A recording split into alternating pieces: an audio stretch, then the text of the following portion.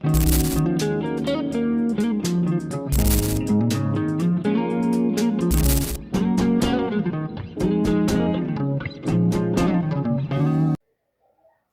ጤና ይስጥልኝ ውድ የዩቲዩብ ቻናል ተከታታዮች፣ ይህ ልጆችና ልጆች ነክ ጉዳዮችን እንዲሁም ስለ ሲንግል ፓረንቶች የምናወራበት ቻናላችን ነው። ቤተልሔም ዛሬ ከወትሮ በተለየ ሌላ ኮንቴንት ይዤላችሁ ነው የመጣሁት።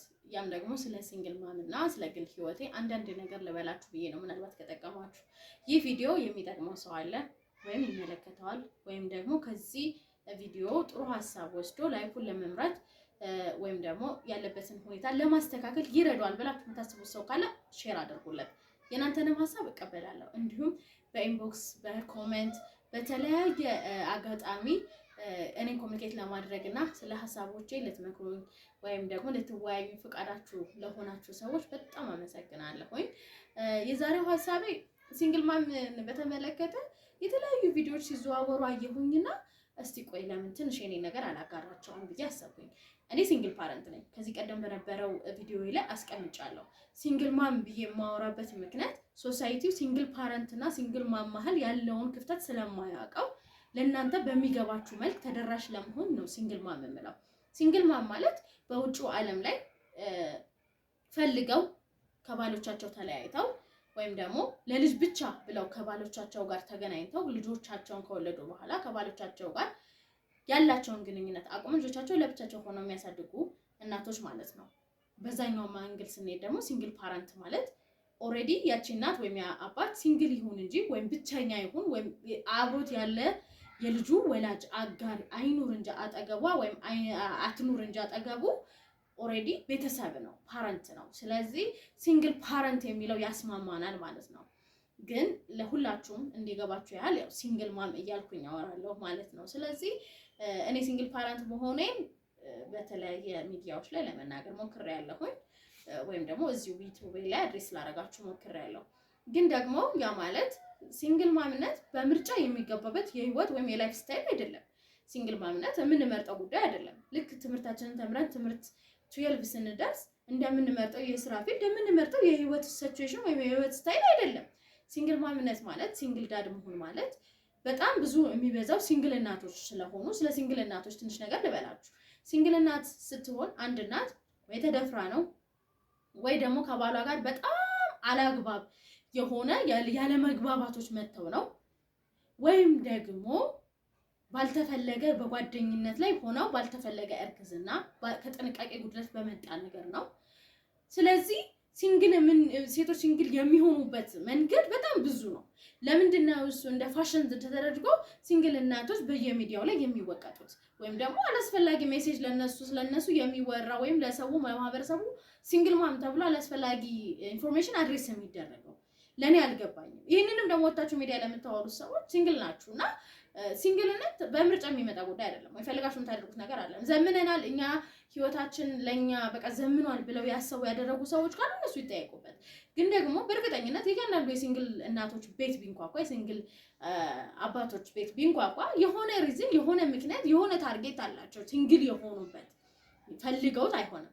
ትዳር ምርጫ አይደለም። ትዳር እግዚአብሔር ሲፈቅድ ሲወድና በእናንተ ትዳር መባረኪያ መንገድ ነው። አንዱ ትልቁ የህይወታችን መባረኪያው መንገድ ትዳር ነው። ትዳራችሁን እግዚአብሔር ምርጫችሁን አስተካክላችሁ ከገባችሁ እግዚአብሔር ለእናንተ የፈቀደውንና ያሰበውን ሰው ከሰጣችሁና በትክክል እዛ ቦታ ላይ ከተገኛችሁ እውነት ነው ትዳራችሁ ይባረካል። ልጆቻችሁ በረከቶቻችሁ ናቸው። ካልሆነ ከአቅም በላይ ከሆነ ግን ትዳሩን ትቶ ወጥቶ ለመውጣት ለመሄድ ግዴታ ከሆነባቸው ሲንግል ለመሆን ይገደዳሉ። ሲንግል ለመሆን በተገደዱበት የኛ ማህበረሰብ የኛ ኮሚኒቲ ለማህበረሰቡ ወይም ለሲንግሎች ያለው አመለካከት ትክክል አይደለም። መቀበል ያለባቸው ኦፍ ኮርስ ማበረታታት የለበትም። በጣም አንድ ቪዲዮ ያየው ነበር። መበረታታት የለበትም ይሄ ነገር በጣም የተበረታታ ጭራሽ እንደ ኖርማል አድርጎ የተወሰደ ነው። ኦፍ ኮርስ ለምን ኖርማላይዝድ አይደረግም? ምክንያቱም ኖርማላይዝድ የሚደረግበት ነገር እቺ ሴት ተደፍራ ከወለደች ኖርማላይዝድ ተደርጎ ያቺ ሴት ማንቀበልበት ምክንያት ምን አለ? ያቺ ሴት በቲን ኤጇ ላይ ያንን ነገር ካመጣችሁ ኖርማላይዝድ አድርገን ላንቀበል የምንችልበት ምንም ምክንያት የለም። ለምንድን ነው ኮሚኒቲው ይሄንን ነገር እንደ ትልቅ ዲል አድርጎ እንዲያየው ለምንድን ሶሻል ሚዲያው በዚህ መንገድ ሊገልጸው የፈለገው? አንደኛ የኖርንበት ሰዎች ስናቀው ፈልገን ስላልገባንበት ፈልገን አልመጣንበትም። ግን ለልጆቻችን ቤተሰባዊነትና የቤተሰብን ማኒፌስ ማጋባት አለበት።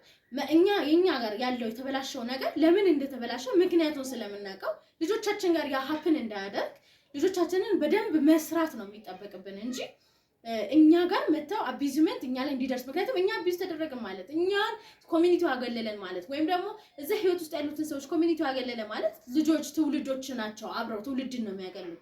ያ ደግሞ ማለት ለልጆች እድገት በጣም አደገኛ ነገር ነው ማለት ነው።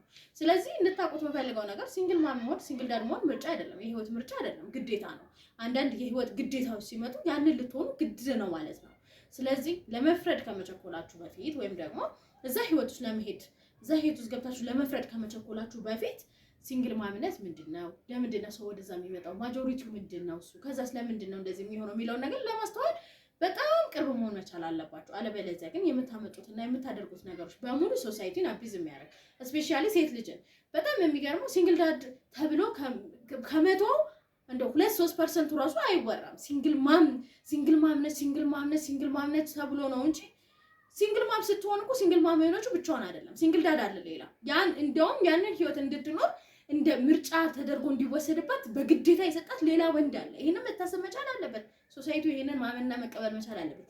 ማስቀረት ያለበት ሲንግል ማም መሆኑን ሳይሆን ወንድ ልጅ ሴትን እንዴት አድርጎ ትሪት ማድረግ እንዳለበት ሲንግል ማም እንዳትሆን በየትኛው መንገድ ፍቅረኛው፣ ጓደኛው፣ እጩኛው አልፎ ሚስቱ ሊያደርጋት የሚገባበትን መንገድ መጀመሪያ ማስተማር ማሳወቅ ይገባል እላለሁ።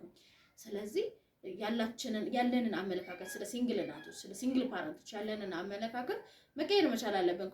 ምክንያቱም ኮሚኒቲውን ፍራቻ ሰው በቤት ውስጥ ሲንግል ሊያደርገው የሚችል በጣም አስገዳጅ ነገር እንኳን ቢመጣ ያንን የኮሚኒቲውን ዱላ፣ ንግግር፣ ትችት፣ ፍራቻ ከዛ ህይወት አይወጣም። ከዛ አፍተር ኦል የምንሰማቸው አሁን እየሰማናቸው ያለን ነገሮች ለመስማት እንገደዳለን ማለት ነው።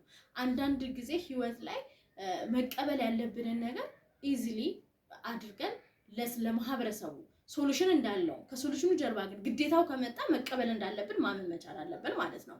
ስለዚህ ይህ የዛሬው መልእክት የሚሆነው ሲንግል እናቶችን ኦር ሲንግል አባቶችን ለመተቸት በሚዲያው ላይ የምታመጡት ነገር ትክክል አይደለም፣ ትክክል ነው ብዬ አላስብም። ስለዚህ ሰው በመጣበት አንገል ለምን መጣ የሚለውን ነገር ሶሉሽኑ ከሶሉሽኑ ውጪ ሆኖ ከሆነ ከዛ ሶሉሽን አቅም በላይ ሆኖ ከሆነ ምርጫ ሆኖ ከሆነ የመጣው ኮሚኒቲው ሊቀበለውና ያ ሰው ኖርማላይዝ አድርጎ ህይወቱን መምራት እንዳለበት ማወቅም መማርም አለበት። ቤተሰብም ጭምር ይሄን መረዳት መቻል አለበት ማለት ነው። ይሄ መልእክት ለነግራችሁ ነው የመጣሁት። የልጆችና ልጆች ጉዳዮችን የምናወራበት ቻናላችን ነው። እንዲሁም ስለ ሲንግል ቤተሰቦች የምናወራበት ቻናላችን ነው። ኑ ተቀላቀሉ። በጣም ወዳችኋለሁ። መልካም ቆይታ